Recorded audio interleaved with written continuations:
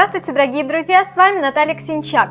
На различных сайтах и форумах о моде можно увидеть часто встречающийся вопрос: с чем носить белую рубашку?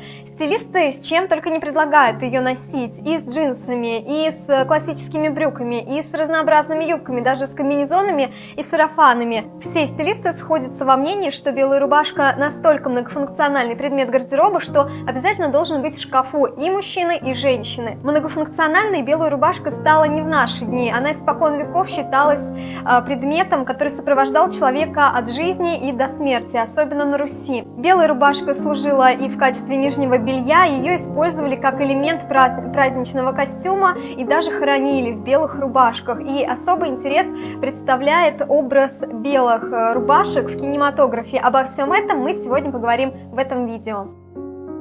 История белой рубашки. Как утверждают археологи, возраст первой найденной рубашки составляет 5000 лет, и была она найдена в египетской гробнице. В разных видах рубашка присутствовала у древних греков и римлян. Популярными белые рубашки стали в Средневековье. Их надевали на тело под одежду, и в том был сакральный смысл. Для религиозных католиков была важна духовная чистота, а белый цвет ее и символизировал. По белоснежной рубашке из тонкого льна можно было узнать человека знатного происхождения. Забота об этом предмете требовала финансовых затрат – стирка, глажка, крахмаленье. Простолюдины это не могли себе позволить, учитывая, как быстро рубашки пачкались от работы. В 17 веке рубашки стали декорироваться большими воротниками, в том числе съемными. С начала и до середины 18 века на пике моды стали рубашки с пышными жабо и кружевными манжетами. А в 70-х годах 18 века англичане придумали воротник-стойку, который стал главной деталью отличия рубашки от блузки. Рубашка в современном ее понимании стала предметом исключительно мужского гардероба. Все перевернулось с началом движения эмансипе и восхождением на модный Олимп Коко Шанель. Именно она перенесла белую рубашку в женский гардероб вместе с брюками.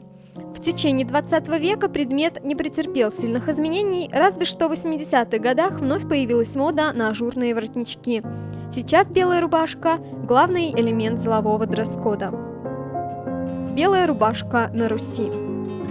Слово «рубашка» произошло от двух других слов. Это «руб» – грубая ткань, полотнище, и «руш», то есть рубить или рвать. Изначально на Руси рубашка создавалась очень простым способом. Кусок плотной ткани разрывался вручную и затем сшивался. Рубашка является одной из наиболее важных составляющих национального славянского костюма, и это даже отобразилось в фольклоре. Вспомните, мы с вами до сих пор употребляем такие выражения, как «в рубахе родился», «рубаха парень», «отдать последнюю рубашку». Особенно белая рубашка считалась магическим и ритуальным предметом гардероба, без которого не обходилось ни одно важное событие в жизни. Новорожденного заворачивали не в простыни, а в рубашку отца или матери. В православной Руси белую рубашку надевали после крещения, как знак чистоты души. На свадьбу невесту традиционно наряжали в венчальную рубаху, рукава которой виднелись из-под сарафана. Наряд жениха также не обходился без белой рубашки, хотя иногда использовалась и красная. Белые рубахи для праздников обильно украшались вышивкой. Эти орнаменты служили также оберегом от злых духов. Погребальные одежды обязательно включали в себя белые рубашки. С этим предметом гардероба связано огромное количество примет и суеверий. Например, рубашку нельзя было продавать, а только отдавать. Считалось, что если ты продашь рубашку, значит продашь свое счастье. Или, например, невеста должна была сшить собственноручно рубашку своему жениху, и накануне свадьбы после бани она должна была обязательно вытереться этой рубашкой для того, чтобы муж не имел любовниц. Рубашка смирения.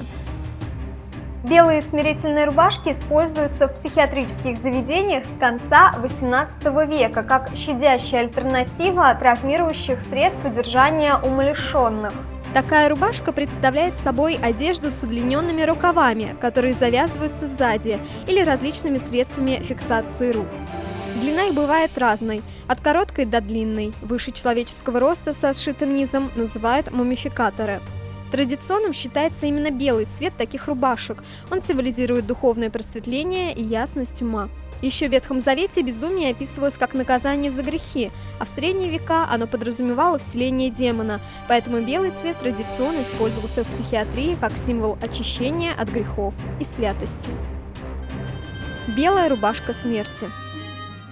Как мы с вами узнали, белые рубашки изначально были нательным предметом одежды, а белый цвет означал духовную чистоту человеческой души. И воины, которые шли в смертный бой, одевали именно белые чистые рубашки для того, чтобы, с одной стороны, если они вдруг выживут и получат раны, чтобы чистая одежда хоть как-то препятствовала заражению, а с другой стороны, если они не выйдут из боя живыми, то никто их не переоденет для погребения, для того, чтобы на тот свет они явились в торжественном виде. Во времена средневековых казней существовала традиция выводить на эшафот смертников в белых одеждах.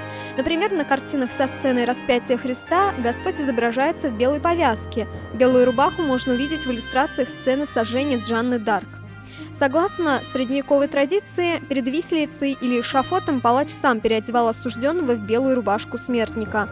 Расставание с одеждой символизировало окончательное прощание с жизнью, а белая рубашка означала очищение от грехов.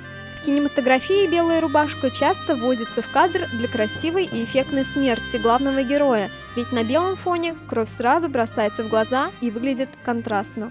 Как мы с вами узнали, белая рубашка – это не только универсальный предмет базового гардероба для современного человека, но белая рубашка также испокон веков была неотъемлемым атрибутом жизни, особенно славян. Если вам понравился этот экскурс в историю, то обязательно ставьте лайк к этому видео, подписывайтесь на мой канал и всем до встречи, пока!